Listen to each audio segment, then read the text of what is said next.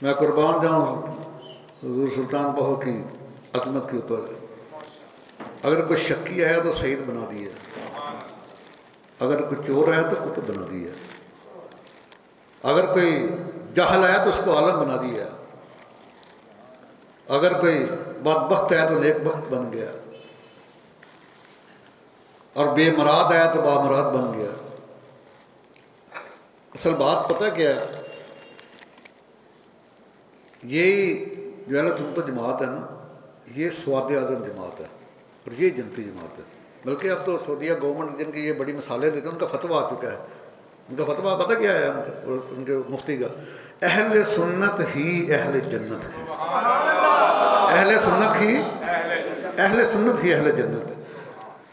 हमें तो बेअमल जो पीर है ना, पीड़ में मैं कहता हूँ, पीर तो बड़ा कहाँ पीड़ है, ये जो बेअमल पीड़ हैं वो, और बेइल्म खतीब और पेशावर नाथ खां, ये दीमक की तरह हमें चाट रहे हैं, ये नुकसान पहुँचा रहे हैं। वरना यकीन करो ये सबसे बड़ी जमात है।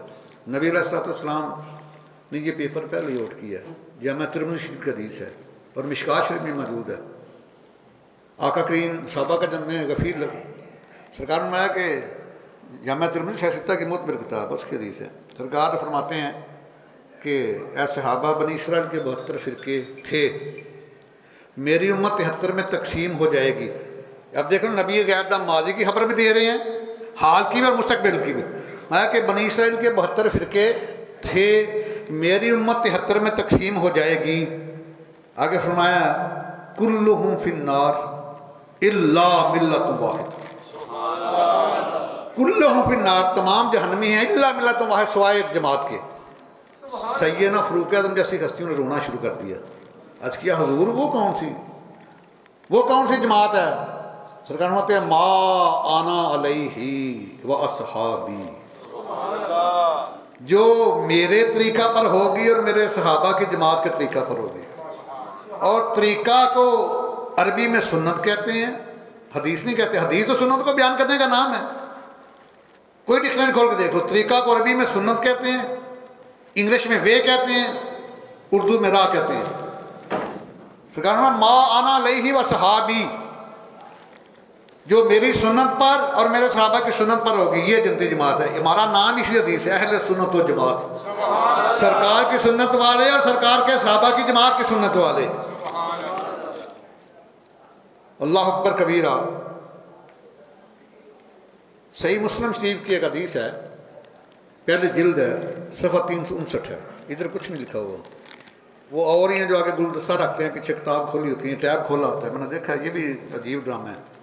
आगे बड़ा सा ना गुलदस्ता रख लेते हैं, तो पीछे किताब खोल के साहब उन्हें क्या पता क्या कर रहे हैं। हाँ ऐसे होता है, टैब या खोल लेते हैं, मोबाइल खोल लेते हैं। ये सही मुस्लिम की हदीस है, पहले जिल्द है, सफ़ा 359 है।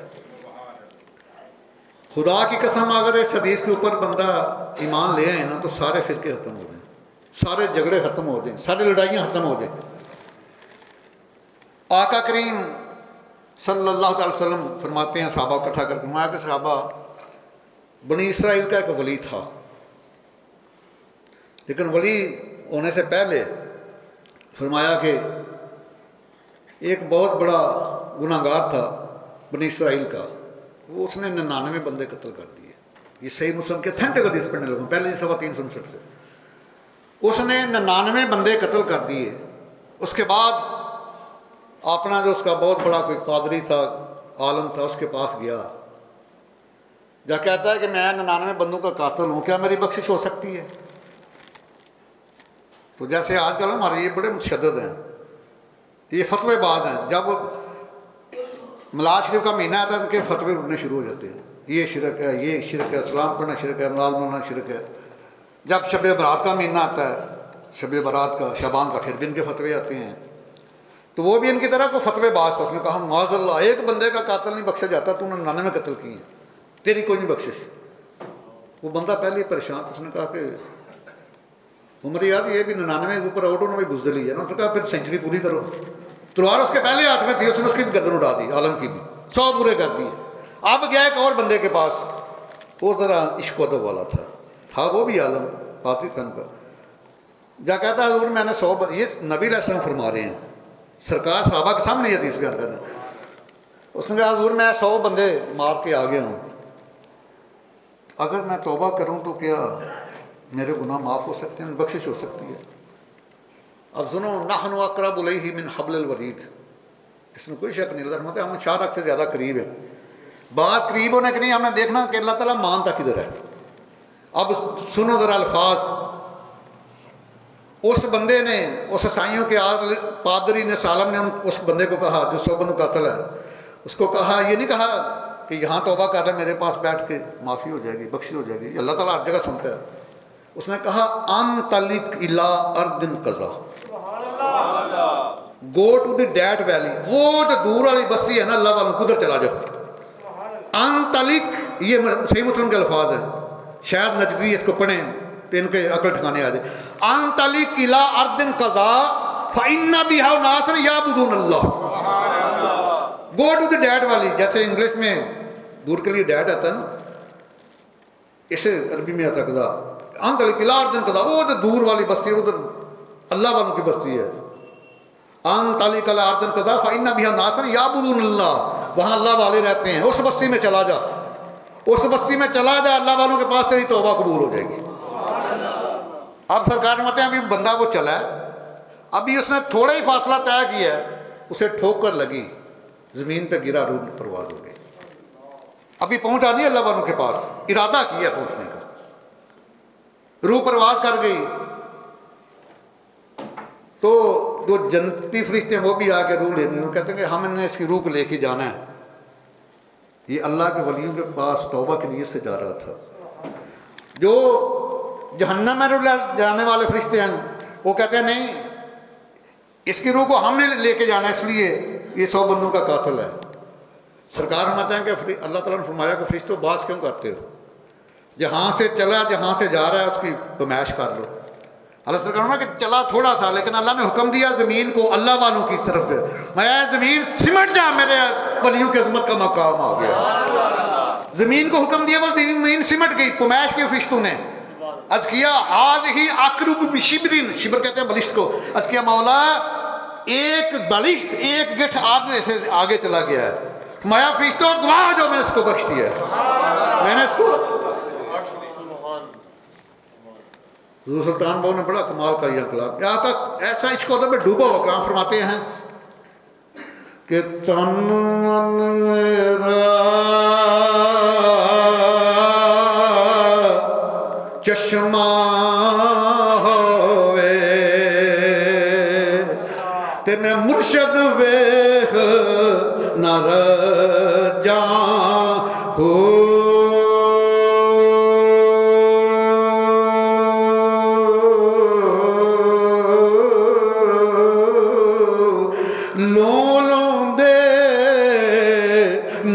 लख लख अखियां ते एक खोला एक कजा हो,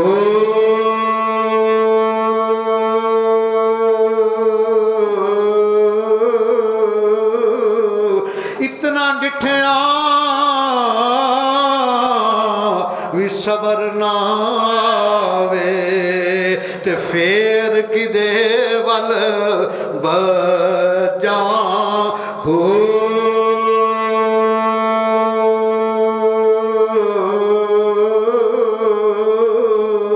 ते मुर्शिद दा दीदार बाहू ते मैनू लख करोड़ा हजा हो।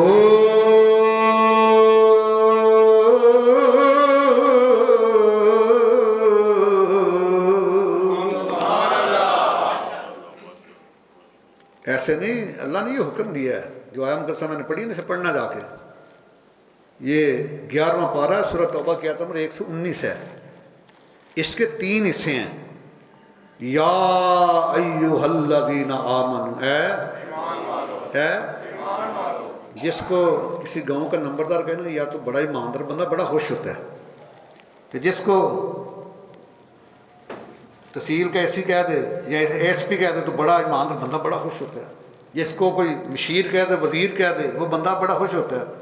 तो जिसको मिलादुल महबूब का रब फरमा दे,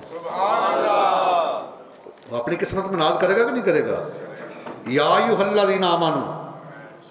अच्छा, आपके इल्म में इजाफा करता चला जाऊँ, ये नबी अलैहिस्सलाम की आमद से पहले 1,24,000 कमो बेशुमार रसूल आए हैं, ये उनका लक़ब था। आदम अलैहिस्सलाम से लेकर ईसा अलैहिस्सलाम तक अल्लाह ताला जब किसी नबी को बुलाया फरमाते या अय्युहल्लज़ीना आमनू, ऐ ईमान वालो। लेकिन जब मिलाद वाले महबूब की बारी आई तो 6,666 आयात मुकस्सा है। एक आया मुकस्सा में भी अल्लाह ताला ने अपने महबूब के इस लक़ब से याद नहीं किया। क्यों? फरमाया फिर बाकी अंबिया आपके मुक्तदी हैं, आप इमाम हैं, या आप इमामुल अंबिया हैं, सरदारुल अंबिया हैं, खतीबुल अंबिया हैं, शहनशाहुल अंबिया हैं। जो अंबिया का लक़ब है वो सरकार के गुलामों को अता फरमाते हैं। और सरकार फरमाया यासीन ताहा या अय्युहल मुज़म्मिल या अय्युहल मुदस्सिर वद्दुहा वल्लैलि इज़ा सजा या अय्युहन नबिय्यु या अय्युहर रसूल। सरकार को नए से नए लक़ाब और साहब का अंबिया वाला जो लक़ब था वो सरकार के गुलामों को अता फरमा दिया। और एक दफ़ा नहीं, 2 दफ़ा नहीं, कुरान मुक़द्दस पढ़ो, 3 दफ़ा नहीं, मैं जिम्मेदार से बता रहा हूँ, 88 मरतबा अल्लाह ताला ने अपने महबूब के गुलामों को इसी लक़ब से कुरान मुक़द्दस में याद किया, या अय्युहल्लज़ीना आमनू, ओ बिलीवर्स। या अल्लाह हुक्म क्या है? इत्तक़ुल्लाह, फियर अल्लाह, अल्लाह से डरो, तकवे वाले बन जाओ, नेकोकार बन जाओ, बी पाइज विद अल्लाह। ईमान का सर्टिफिकेट अल्लाह ने दिया सरकार के गुलामों को, फिर तकवे का सर्टिफिकेट दिया, फिर फरमाया वकूनू मअस-सादिकीन, and be with the truthful and stand with the true one, सच्चों के साथ मिल जाओ। अब बंदा सोचे, समझ नहीं आती, अल्लाह ताला ने ईमान का सर्टिफिकेट भी दे दिया, फिर तकवे का सर्टिफिकेट, तकवे में तमाम चीज़ें, नमाज व हज का ज़कात, जितने माल सारे के साथ तकवे में मौजूद हैं, और फिर अल्लाह के वलियों के पास भेज रहा है। मैं इसके 2 जवाब देता हूँ कि वलियों के पास जाएगा वो जो ईमान वाला, बेईमान तो वैसे दूर से भाग जाएगा। वलियों के पास कौन जाएगा? जो ईमान वाला, तकवे वाला। और दूसरी बात यह है कि शैतान ने तुम्हें एक बहुत बड़ा चैलेंज दिया है। 12वां पारा पढ़ो, सूरह यूसुफ की आयत नंबर 5 है। अल्लाह ताला फरमाते हैं इन्ना शैतान लिल इंसान अदुव्वुम मुबीन, surely devil is an open enemy of human being। यकीनन शैतान असलन का खुल्लम खुला दुश्मन है। तो शैतान कोई सोना चांदी तो नहीं लूटता, ना कोई मालूम मैशी लूटता है। देखो ना, जिनके पास सोना चांदी है, माल मैशी है, उन्होंने बॉडीगार्ड रखे होते हैं हिफाजत के लिए। लेकिन शैतान ना सोना लूटता है, ना चांदी, ना रुपया, ना पैसा, ना माल मैशी, ना कोई फसल। ये ईमान और तकवा, ये दोनों खजाने लूटता है। तो अल्लाह ताला ने, मैं मेरे महबूब के गुलामों, मैंने तुम्हें दोनों खजाने दे दिए हैं, ईमान का और तकवे का। इसकी हिफाजत के लिए तुम अल्लाह वालों के पास भेज रहा हूँ, क्योंकि शैतान उनके आगे सरे तस्लीम हम है। मेरी बात नहीं है। सूरह स्वाद आयत नंबर 82 पढ़ के देखें। यहाँ शैतान ने एक बहुत बड़ा दावा किया, कहता है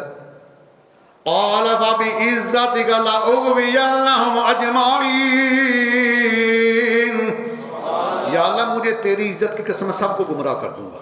ये 82 नंबर आयत है, सूरह स्वाद की 23वां पारा। आगे 83 नंबर आयत में कहता है इल्ला इबादका मिनहुमुल मुखलसीन, या अल्लाह तेरे वलियां पे मेरा जोर नहीं चलने लगा।